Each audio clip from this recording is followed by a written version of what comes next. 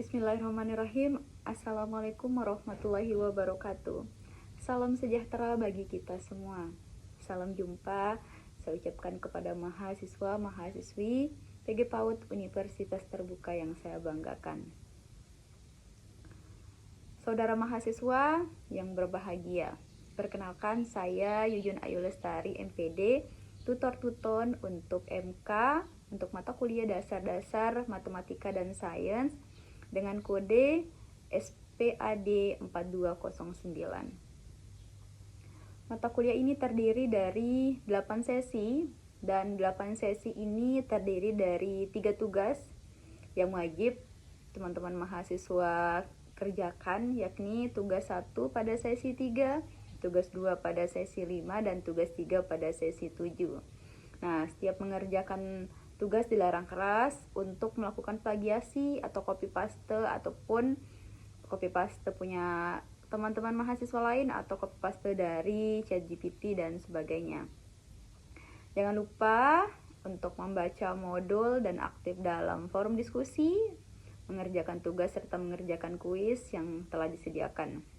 Nah, namun jika teman-teman mahasiswa belum memiliki modul, teman-teman mahasiswa bisa mengakses materi modul pada RBV link pada halaman www.pustaka.ut.ac.id. Nah, dengan memasukkan user dan password Anda masing-masing. Nah, sistem penilaian pada tutorial online ini adalah nilai diskusi. Jadi pada tiap pekan seminggu sekali, pada 1 minggu 1 sesi diskusi itu bernilai 30%. Nah, nilai partisipasi 20% dan nilai tugas pada pertemuan 3, 5, dan 7 50%. Nah, jadi teman-teman mahasiswa perlu aktif dalam tiap diskusi dan tidak terlambat dalam mengerjakan tugas. Nah, nilai akhir pada mata kuliah ini dihitung berdasarkan nilai tutorial 30% dan nilai ujian 70%. Jadi agar nilai tutorial online ini berkontribusi pada nilai akhir, teman-teman mahasiswa harus berusaha mendapatkan minimal skor 30% dari total nilai ujian pada setiap modul bahan ajarnya dan ikuti tutorial online dengan seksama. Jadi jangan lupa teman-teman untuk mengisi link kehadiran, karena jika tidak terbaca 100% maka teman-teman tidak terhitung hadir. Nah, kemudian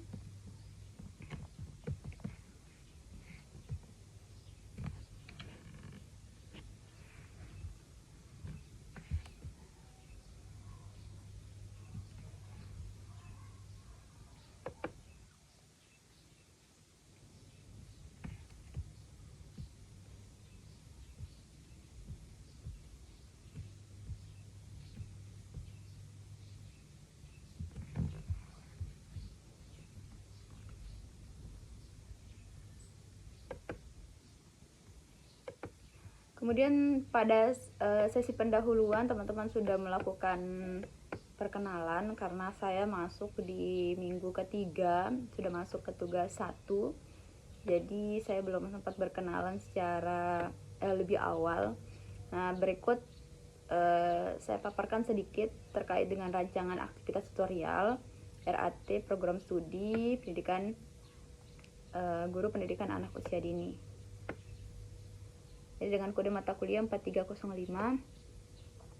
Jadi mata kuliah ini mengkaji tentang konsep himpunan, konsep logika matematika, yaitu kalimat pernyataan, kalimat terbuka, negasi, konjungsi, disjungsi, implikasi, biimplikasi, serta kalimat majemuk. Jadi harus lebih perhatikan bentuk-bentuk pernyataan, tautologi, kontradiksi, dan kontingensi. Selain itu ada juga konsep makhluk hidup, struktur tubuh makhluk hidup, klasifikasi makhluk hidup, ilmu pengetahuan bumi, ilmu pengetahuan kimia dan manfaatnya dalam kehidupan manusia. Jadi karena ini matematika dan sains, jadi akan ada fokus ke matematika dan ada juga fokus ke sains.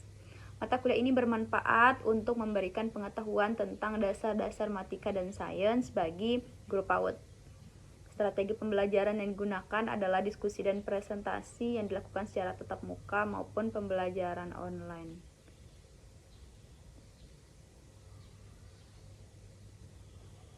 Oke. Capaian pembelajarannya, mahasiswa dapat menguasai konsep-konsep himpunan, menentukan himpunan sebagai hasil operasi dua atau lebih, membedakan kalimat terbuka dan pernyataan, kemudian negasi, konjungsi, disjungsi, implikasi, diimplikasi, dan pernyataan majemuk dengan satu operasi atau lebih. Nah, kemudian memeriksa kalimat majemuk, serta menentukan validitas sebuah argumen. Selain itu juga menjelaskan keanekaragaman makhluk hidup, mengklasifikasi makhluk hidup yang ada di alam, menganalisis fenomena yang terjadi di alam, serta menjelaskan pengertian ilmu kimia dan perannya dalam kehidupan. Jadi silakan diakses BMP atau modul katalog pendidikan dasar dan referensi lain.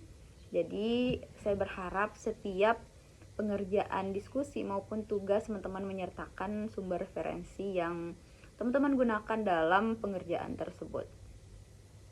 Nah, kemudian pertemuan pertama itu menerapkan konsep tutorial, itu seperti konsep PJJ, tujuan tutorial, jenis-jenis tutorial yang akan dilakukan, dan sejenisnya.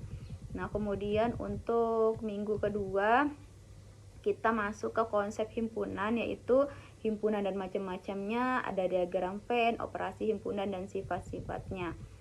Nah, kemudian di pertemuan di minggu ketiga kita masuk ke logika matematika 1, yaitu ada pengertian logika, kalimat pernyataan dan bukan pernyataan, kemudian kalimat pernyataan tunggal dan kalimat pernyataan majemuk. Ada kalimat terbuka juga, penyelesaian dan himpunan penyelesaian. Selain itu operasi-operasi pernyataan seperti negasi, disjungsi, implikasi, dan diimplikasi. Dan pada minggu keempat, minggu ketiga itu tugas tutorial 1 ya, jadi soalnya uraian. Kemudian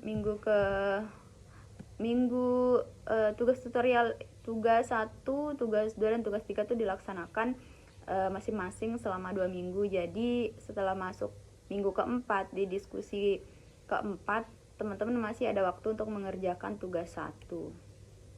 Tapi jangan lalai, harus tetap fokus mengerjakan. Jika cepat selesai dikerjakan, bisa fokus ke sesi selanjutnya. Kemudian di pertemuan di minggu keempat kita membahas logika matematika 2, yang mana ada materinya terkait dengan bentuk-bentuk pernyataan seperti tautologi, kontradiksi, dan kontingensi. Kemudian converse, inverse, dan kontrapositif. Selanjutnya ada pernyataan berkuantor, dan terakhir aturan penarikan kesimpulan. Nah, kemudian di minggu kelima kita masuk ke science, yaitu terkait dengan konsep makhluk hidup, yang mana pokok pembahasannya ada pengertian makhluk hidup dan keberadaannya, ciri-ciri makhluk hidup, struktur tubuh makhluk hidup seperti tumbuhan, hewan, dan manusia. Ada klasifikasi, kita mengklasifikasi makhluk hidup serta keanekaragaman makhluk hidup. Masuk ke minggu kelima, ini masuk ke tugas kedua. Tadi ya. Minggu kelima itu tugas tutorial 2. Oke, maaf. Nah, masuk minggu ke-6, ini minggu ke-6 juga masih ada waktu untuk mengerjakan tugas 2. Minggu ke-6 masih di science, yaitu terkait dengan alam semesta. Kita akan membahas ilmu pengetahuan bumi, kilat dan petir, kemudian pelangi, ilmu fisika, bunyi musik, konsep warna, astronomi, serta anggota tata surya.